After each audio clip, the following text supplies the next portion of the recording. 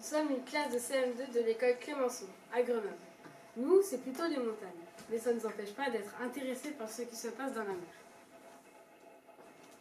Et pour preuve, nous suivons le Vendée Globe. Chaque élève a d'ailleurs un skipper, les voici.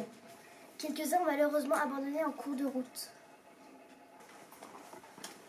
Et là, nous avons une carte qui représente le parcours de nos skippers. Chaque matin, des élèves viennent déplacer leur petit bateau en fonction de leur placement.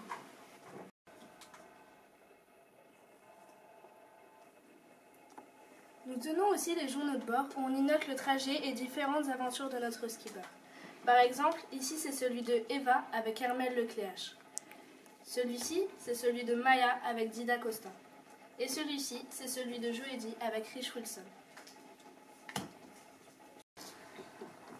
Et c'est ici que nous marquons les grands événements de la course.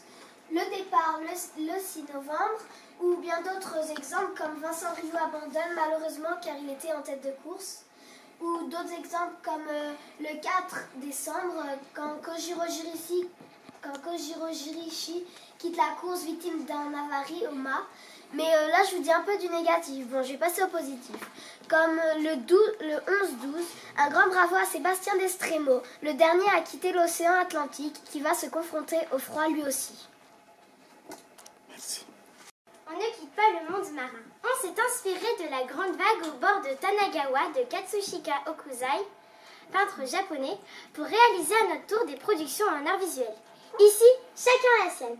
Et là, une grande fresque collective que l'on dédie au Vendée Globe 2016. À toi, vas-y.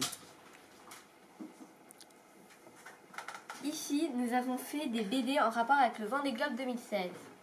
Et je dois vous avouer qu'elles sont plutôt drôles, comme celle de Eva, Maya et Méissance, le triple clic, les imprévus par Joedi, Evodi et Anaïs, et Morgane percute un ovni par Quentin, Saïf et Wassim. Et maintenant, petite critique collective.